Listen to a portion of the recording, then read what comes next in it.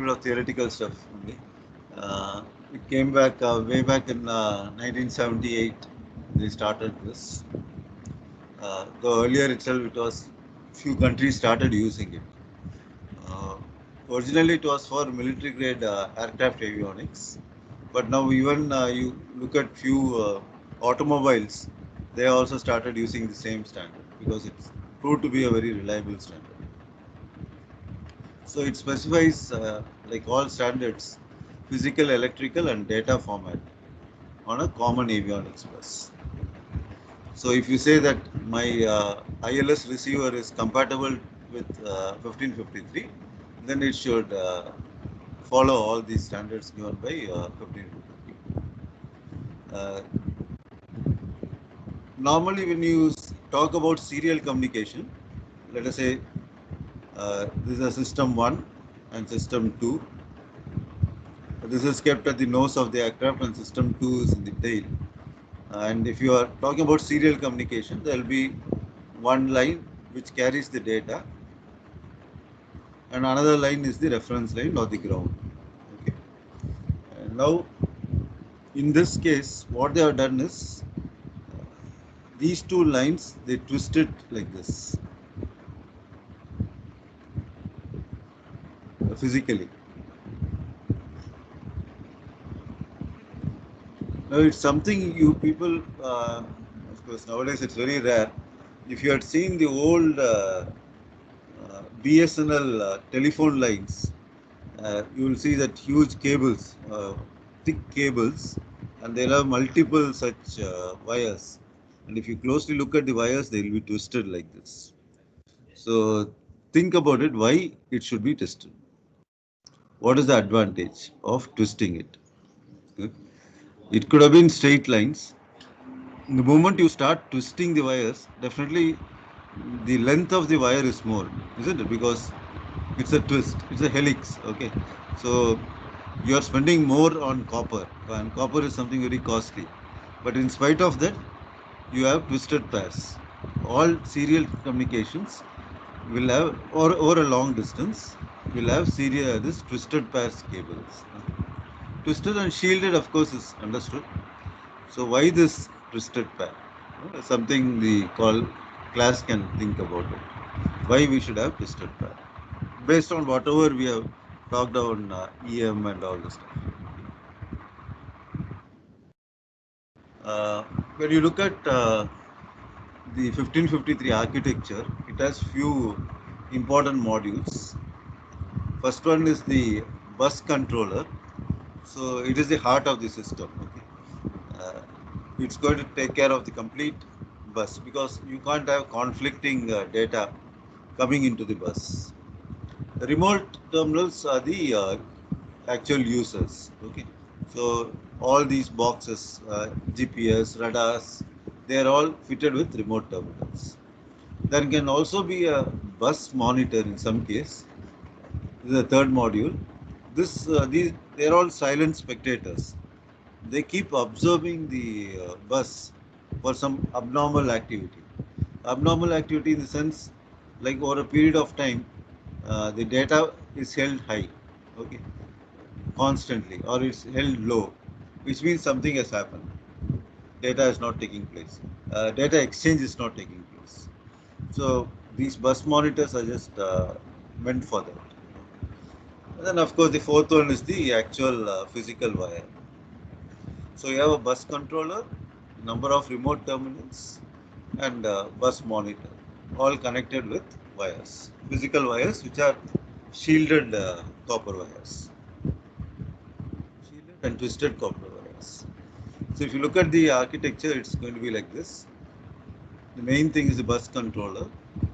A single pair of wire runs throughout the aircraft, and each terminal gets connected to the uh, pair of wire. So, what is the function of the bus controller? If one device has to transmit on the bus, it has to take permission from the bus controller. Okay. It can also monitor the status of remote terminal, and any failure is there, it can do something about it. And basically it coordinates data flow by commanding the RTs to transmit or receive data at the appropriate time. So what it means is,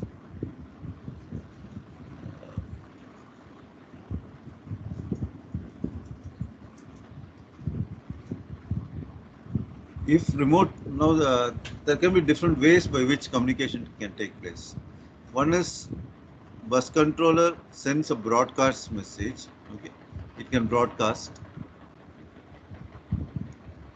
So broadcast is, say, okay, you come online.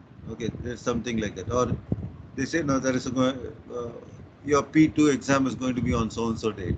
So that reaches all users, all students. Similarly, the bus controller says, okay, now the aircraft is powered up, so you all come online. You should come online. Okay, so this information will go to all terminals, and they all keep just monitoring it and take appropriate action. The other way in which we can use that.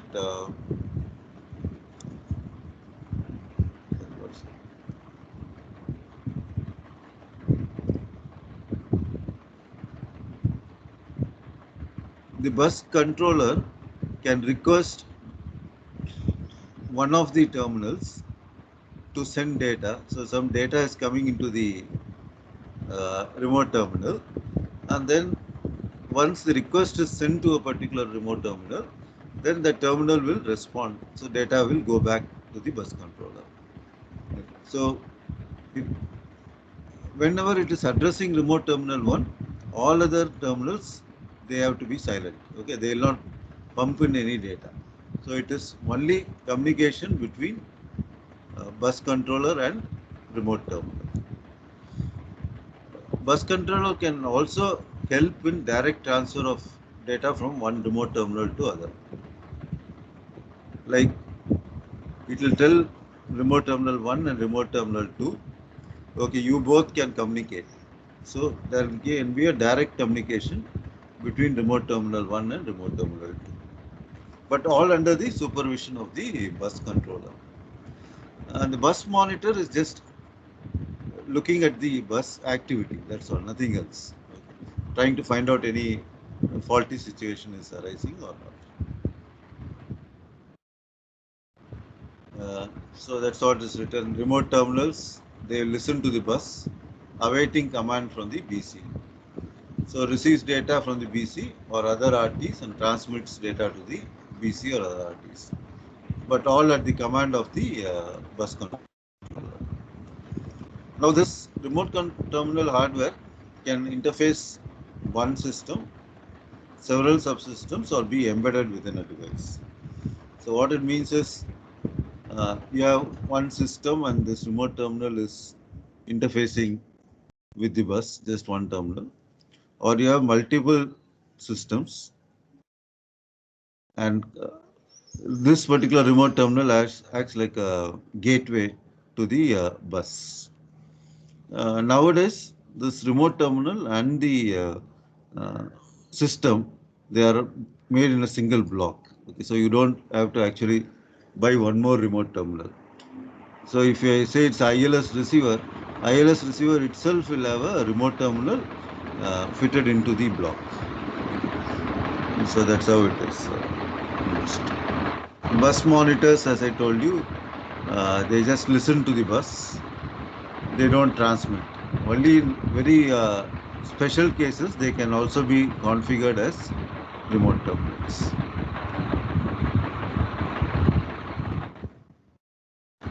When you talk about data formats, so basically you have commands coming from the BC to remote terminal. Status, it is sent by RT to BC in response to a command from the BC. Data words, data can go from the BC to RT or RT to BC. So you have command words, status words, and data words.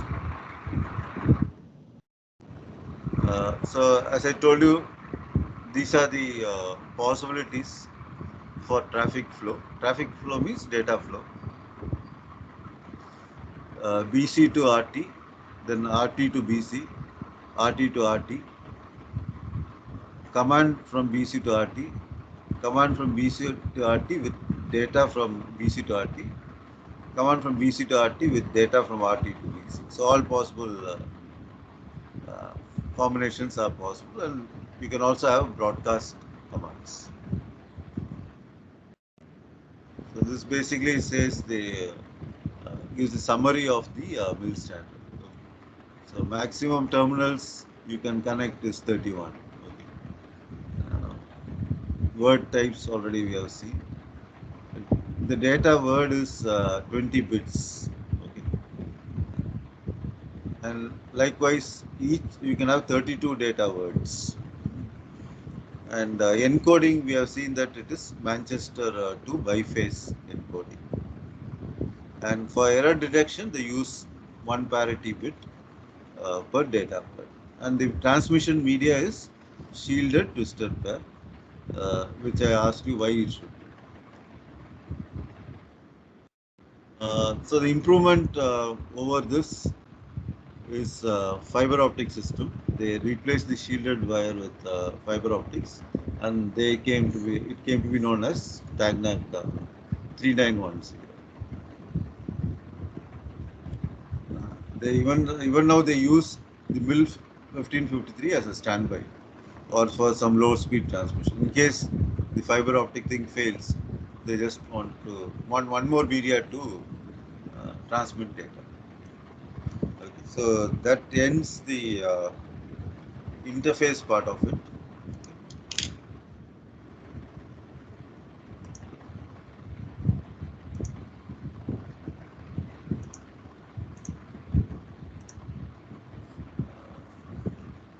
So Sarup, what you can do is next class, that is not next class, Wednesday, you can go through that book and give a small talk on this thing, airing standard. Okay? Is it alright, Sarup?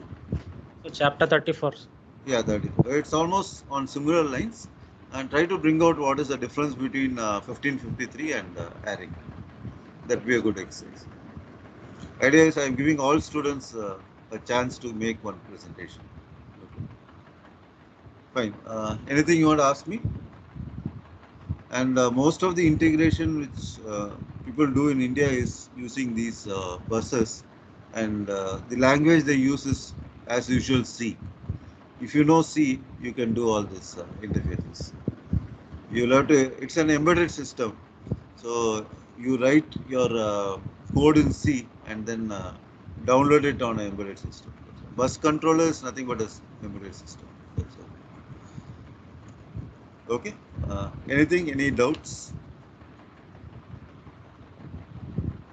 Okay. If there's nothing, we'll meet tomorrow. Okay. And I'll start the third module.